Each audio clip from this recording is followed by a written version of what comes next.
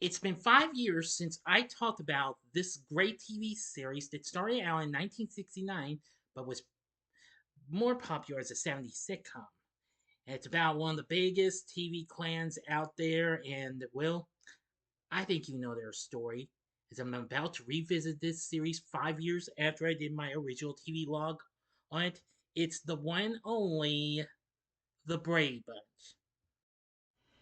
This is a Big D's Entertainment Rankings and Reviews TV log revisited. Greetings, my fellow YouTubers. I'm Doyle, the Big D Hugh. This is Big D's Entertainment Rankings and Reviews. So I'm here with another TV log revisited. Well, this time I'm going to be talking about a great sitcom that has now become a favorite of mine. Well, after it's been 5 years since I did a TV log on this, which did fine, what have you, but I'm going to see if a revisited TV log will do even better.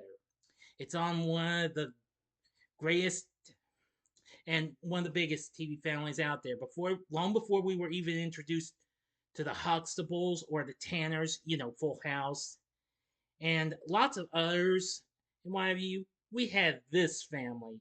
You know their story, starting out with the story of a lovely lady who was bringing up three very lovely girls, and you know the rest. And then the story of a man named Brady who was busy with three boys of his own. You know the rest of the song.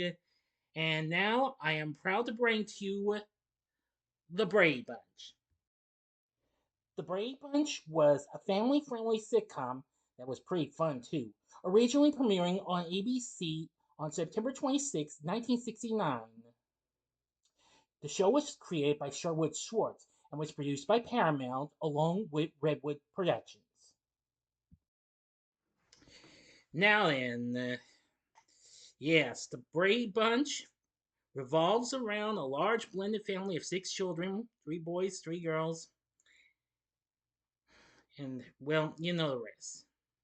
This was just such a big kind of deal of sitcom. Anyway, we start with Mike Brady, a willed architect who has three sons, Greg, Peter, and Bobby. He marries Carol Martin, who herself has three daughters, Marcia, Jan, and Cindy. Mike and Carol adopt each other's children, and Carol and her daughters take the Brady surname. Included in the blended family are Mike's live-in housekeeper, Alice Nelson, and the boy's dog, Tiger. And on the pilot episode, the girls also have a pet, a cat named Fluffy, who never appears in any other episodes afterwards. The setting is a large two-story house designed by Mike, located in an LA suburb. The show never addressed what happened to Carol's first husband, to be honest. In the first season, awkward adjustments, accommodations, gender rivalries, and resentments inherent in blended families dominate the storylines. Now, for example, in an early episode, Carol tells Bobby that the only steps in their household lead to the second floor. In other words, that the Brays are not a step family, only a family. Thereafter, episodes focus on typical teen and preteen concerns, such as sibling rivalry, puppy love, self image, character building, responsibility, dating, school grades, and getting along in social company. Noticeably absent is any political commentary, especially regarding the Vietnam War, which was being waged at its largest extent during the height of the series.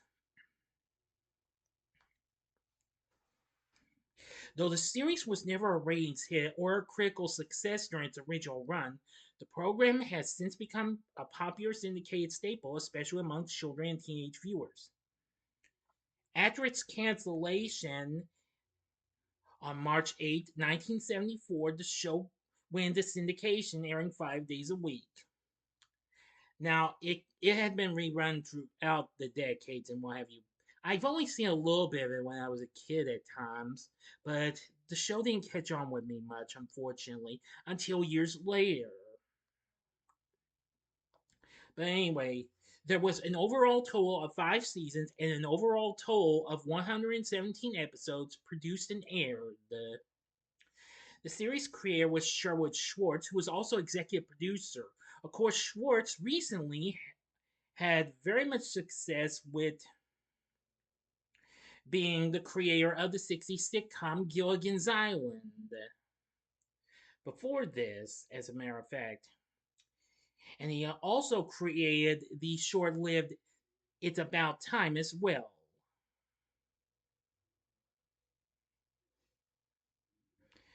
Now then,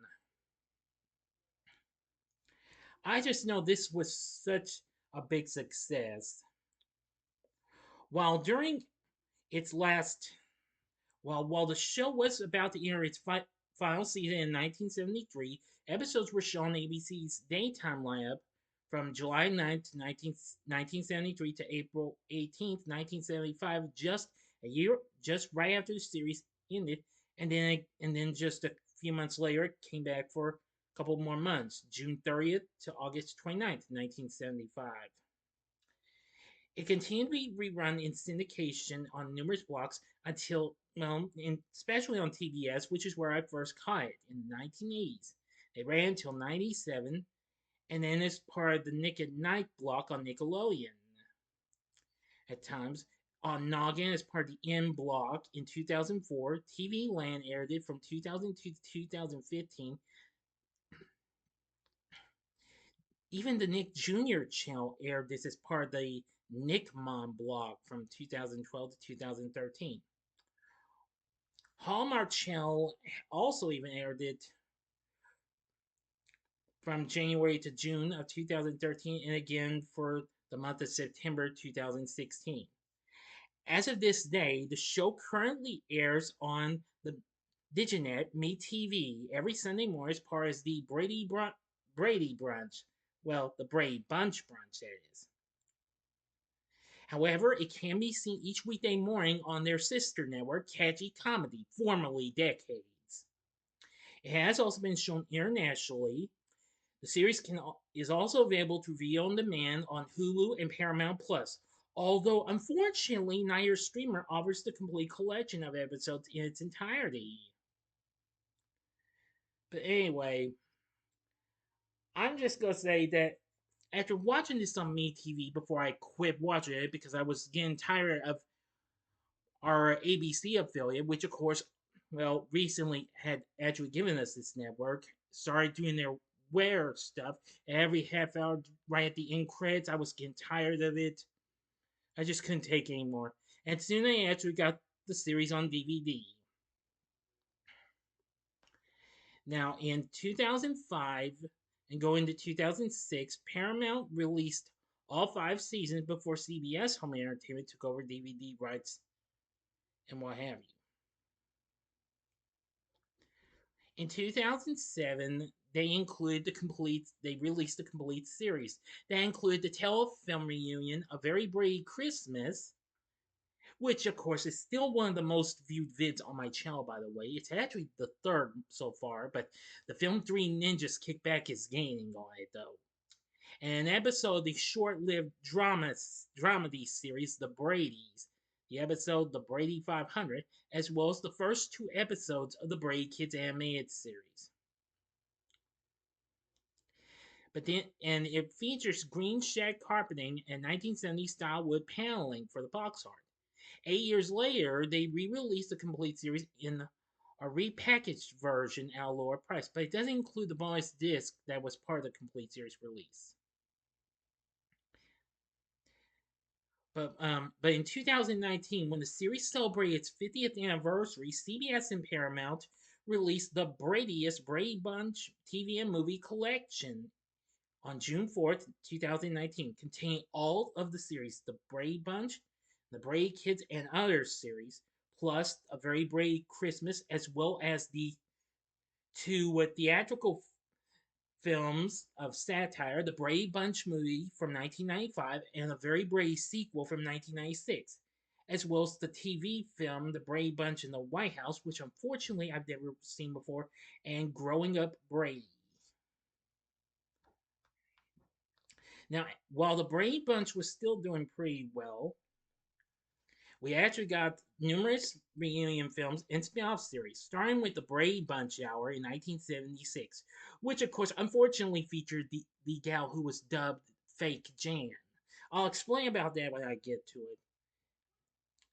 Then, then of course, well, that of course aired on ABC. The Brady Girls Get Married, which was a telefilm that NBC aired in 81 and then later on got its own series, The Brady Brides. Unfortunately, it only lasted a season.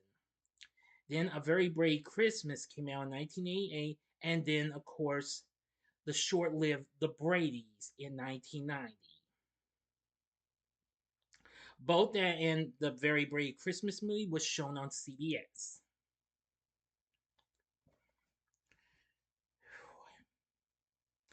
Now, this series had a whole bunch of good episodes. I'll mention a few of my favorites among some of them. Well, probably not going to be much, but since I was thinking about doing a ranking of my favorite episodes, but well, I've scrapped it for now. For season one, I liked the pilot episode, The Honeymoon. I thought that was really, really good. Let's see, and Kitty Carryall is missing. Apparently, Cindy and Bobby get into a fight as Cindy loses her favorite doll, Kitty Carryall. Yeah, A Camping We Will Go. That was a really good episode. But my absolute favorite episode of the first season was The Voice of Christmas, which usually still gets shown every Christmas day. I can't have no holiday season without that episode now because, well, Carol comes in with laryngitis, and, well, Cindy asks a department store Santa Claus for a miracle. Really something. And is there a doctor in the house? That was really good. Let's see. Now, and for season two, I really got to enjoy this one, and I thought it was just so good. It has the Underground movie, which unfortunately MeTV doesn't show that with the whole series. Same thing with The Voice of Christmas. This was a Thanksgiving themed episode where Greg's trying to film a homemade documentary film about the first Thanksgiving for a school project. And believe me, that's a good episode. Seriously. Let's see. And A Fistful of Reasons. That's a good episode. Where a bully named Buddy Hinton teases Cindy about her lisp. But Peter tries to defend her but backs out of a fight. But ends up getting with a black eye later on. And same thing goes with the Tattletale. That's one of the good episodes with Cindy because she's, well, talent a whole lot to become a problem. Let's see here. And will the real Jan Brady please stand up? That's a classic. I mean, Jan no longer wants to be, well, blonde anymore, so she gets kind of a dark wig to stand out at the party for this gal here named Lucy. And, well, Peter's kind of a little embarrassed because this gal Margie's there. Yeah. Oh boy. And The Liberation of Marcia Brady. That's a classic. Yeah. Well, Marcia decides, well, kind of actually makes her talk about this here on women's liberation. Once Greg watches the news report and tries to rebuke his sister's comment, well, yeah. So Marcia decides to make a point by declaring that she's joined the Frontier Scouts, an all-male scouting organization, while apparently Greg, despite being too old to be joining Marcia's Sunflower Girls, well, he enlists Peter to join in his place. Really fun. And Lights Out. I love this episode. Cindy has a fear of the dark after seeing a magician's disappearing act, and Peter helps her out, but unfortunately, Bobby plays a cruel joke on her and what have you. Yeah. Let's see, Double Parked. That's a good one, which actually featured Jackie Coogan, who you may remember, Uncle Fester of TV's The Addams Family. Yeah, that's really something. Please stand by. I'll be right back. Now, the third season starts off with a three-part story where the Braves go on a trip to the Grand Canyon. Now, the first two episodes feature Jim Backus, who most people would know best for being in Sherwood Schwartz's own creation, Gilligan's Island. He, of course, played Mr. Howell. And of course, he was also the voice of Mr. Magoo. He appeared in the first two parts, and the third part we actually have an appearance by Jay Silverheels, who you may know best as Tonto from The Lone Ranger TV series, you know. Yeah, I thought that was pretty good. Let's see here. Well, there's some mayhem, what have you. Here's a good one. Getting Davy Jones. This was ranked as a, a big episode in one of TV Guide's rankings or something like that. Yeah, Marcia hastily promises she can get Davy Jones to sing at her school's upcoming dance on the strength of Jones's letter, saying he would do her a favor. Oh yeah, yeah, I was right. TV Guide ranked as number 37 on its 100 greatest episodes of all time in 1997. Yeah, let's see here. Hmm. Cindy Brady Lady. That's a good episode. Apparently, Cindy's tired of being, well, so young and what have you. Terrible. Then season 4 starts off with a three-part episode where the Braves go to Hawaii. Actually, horror movie legend Vincent Price guest stars in episodes 2 and 3 of this. And let me tell you, that's a good one. Well, actually, they're all good, as a matter of fact.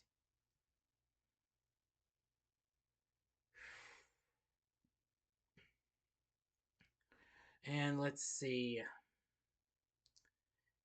Yeah, there's lots of good episodes. I'm trying to find the ones that I really liked. Oh, here's one that's good. The subject was noses. Once Marcia is asked out by a popular school hunk named Doug Simpson, well, she's taken aback by the gesture that she instantly accepts the date while realizing that she has a date with Charlie, the nice by average Joe son of a wallpaper salesman the same night, creating a conflict. So, taking Greg's advice, Marcia breaks her date with Charlie using the excuse something suddenly came up. But unfortunately, this happens. Well, when Peter's wildly thrown football hits Marcia right here, oh my nose, and causes it to swell and bruise big time. Oh boy, that was a classic. In 2009, TV Guide ranked this episode at the bottom of its list of the 100 greatest episodes. What can I say? I really loved that episode. The Great Earring Caper, good episode. Cindy takes a pair of earrings Carol loaned to Marcia and loses them. And apparently, Carol wants them when she and Mike decide to dress as Anthony and Cleopatra for a costume party. Yeah, but something happens to one of them. But I won't tell you that if you've not seen the episode. And also, you can't win them all. I would have picked that as my favorite, but I think the subject with noses was much more good. Bobby and Cindy are vying us for a spot on a kids' television quiz show, which was hosted by Christopher Knight, who plays Pierre. I'll go ahead and give you one heads up. His dad, Edward Knight. Cindy earns her spot, but Bobby doesn't. She gains a huge ego as a result and blanks out when the cameras start rolling. I mean, well, Carol's shocked and asks Mike what's wrong with her, and Mike's like, she's just staring at the camera. She's got televisionitis. Oh boy. But not only that, Mike, in a subplot, Mike and Carol are planning a barbecue dinner party, but which becomes a Mexican feast and a smorgasbord. Oh boy, the list goes on. Another good episode is its finale, A Room at the Top, when Greg and Marshall each want to convert the newly cleared act into their own room. And Greg is given the room ultimately being the eldest in the group. Well, I mean, oldest. Well, no, you get the point. And season 5, yes. Well, this is too good to be true.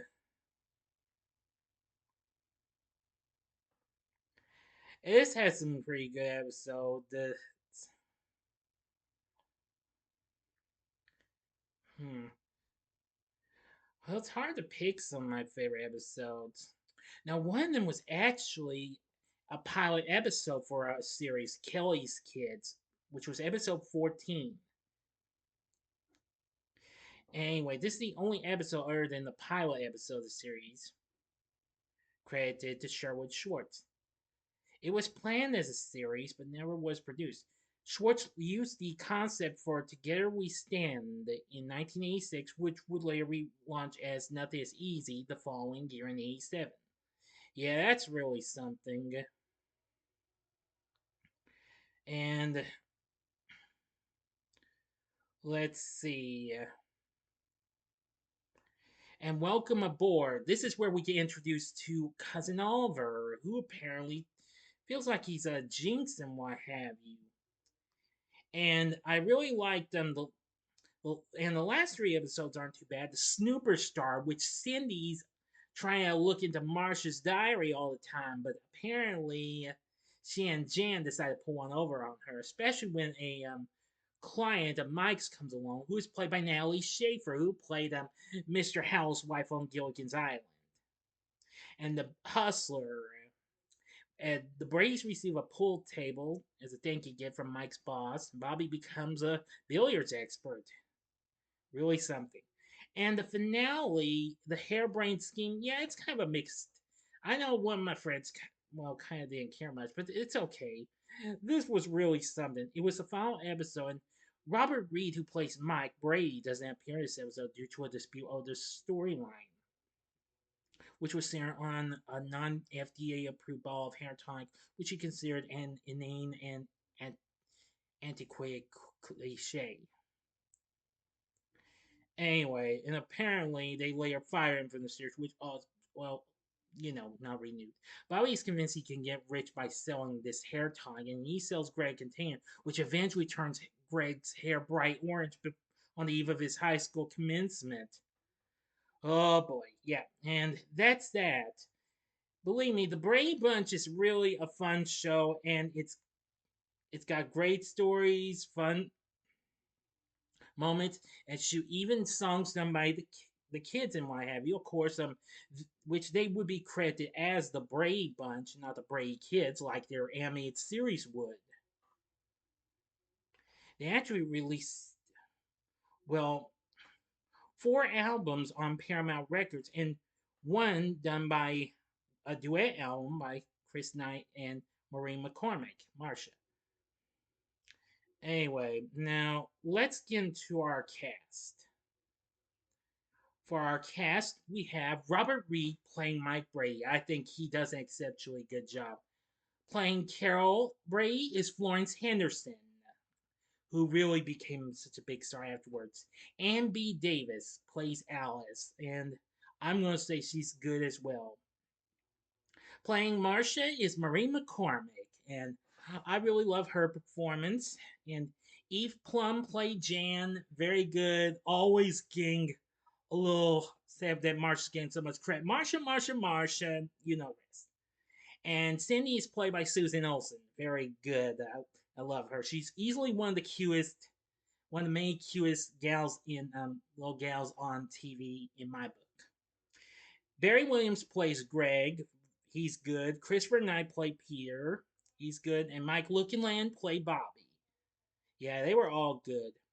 Now, for recurring characters, amongst some of them include Sam Franklin, the butcher, who happens to be Alice's boyfriend, played by Alan Melvin, who most people knew best for voicing Hanna-Barbera's Magilla Gorilla. And that same year, he lent his voice to Hanna-Barbera's series The Chattanooga Cats, It's the Wolf segment. And he later went on to go voice acting for the all-new Popeye Hour and the Flash Gordon cartoon from 1979. And he did lots of other cartoons throughout the years. Jack Collins plays Mr. Phillips, Mike's boss. He appears only in season 2 and 3 episodes, but is often mentioned in other episodes when work related issues occur. And then Robbie Rist plays Cousin Oliver. Rist, of course, would appear in numerous sitcoms. He also appeared in the 1976 NBC Saturday morning live action show Big John, Little John. I have yet to watch an episode of that, but if I can find it, I'll try and watch and do a Saturday morning TV log of it. He later went on to play Wiz on the 80s series Kid Video, which, of course, I've already talked about that. And it has numerous special guest appearances like Melissa Sue Anderson, who would go on to be in let's who actually would be in Little House on the Prairie, Desi Arnaz Jr. I think you know who that is. Kim Berry, who was on F Troop and later Mama's Family. Imogene Coca, who was recently Shad, or Shag as she was originally called in It's About Time. Let's see, Don Ho, the man behind the song Tiny Bubbles. Let's see. Denise Nickerson, you may remember Violet Beauregard from Willy Wonka and the Chocolate Factory, and also from the second season of The Electric Company. Marion Ross, who would go on to appear on Happy Days. And Paul Winchell, of course, voiced Dick Dastardly in Wacky Races and Dastardly and Mudley, as well oh yeah, and Yogi's Treasure Hunt later on. And he would also be the voice of Tigger in Disney's Winnie the Pooh series. And lots of other cartoon characters appeared in one episode as well. So anyway, I really come to love the Brady Bunch. It's one of the greatest. Here, I'm like show them to you. If you never saw my unboxings of these 5 years ago, I do have the whole series on DVD. Now, as you can see, unfortunately, I got the first season in its original packaging. Yeah, with the 3D art. The others I got in their later CBS release DVD releases. Here's season 2, season 3,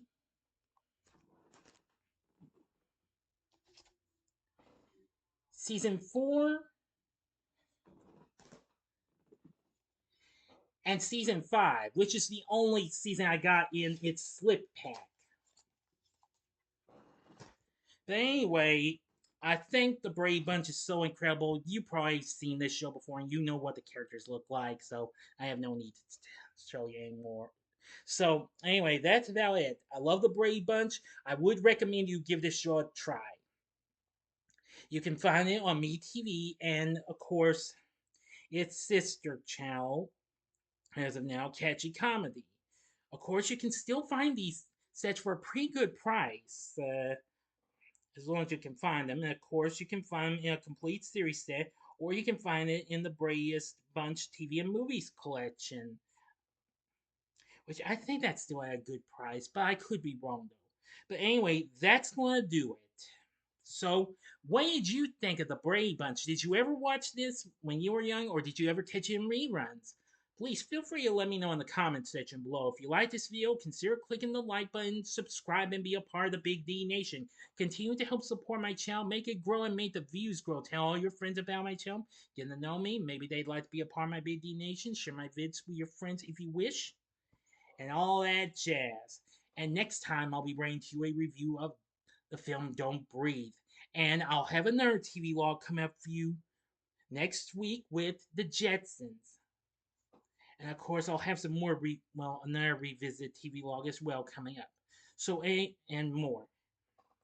Anyway, I should have some more, another TV log coming out. I can't remember. It slipped my mind completely and what have you. One moment. Yes, I was right. The Jetsons is the next TV log, which will be next week. All right, so if you liked this video, this revisited TV log on the Brady Bunch, check out the TV logs on these other shows with some pretty big families. In the upper left-hand corner is the TV log I did on Family Affair, which I almost forgot. The theme song for this was composed by Frank Duvall and also composed the music for this. Of course, the theme song was originally done by the Peppermint Trolley Company for the first season of the Brady Bunch, And the second season was the Brady Kids here on afterwards. Okay, now check out Family Affair in the upper left hand corner, which was another good show. In the upper right hand corner, you can see my TV log on another big family, the Tanners, in Full House. Or you can go to the bottom left hand corner and you can see, well, I'll go ahead and show it to you because I don't know when I'm going to revisit this in a Saturday morning TV log. Check out my Saturday morning TV log of the Brady Kids. And the bottom right hand corner is the button you can click to subscribe. If you like rankings and reviews on movies, TV, music, video games, etc., then I'm your guy.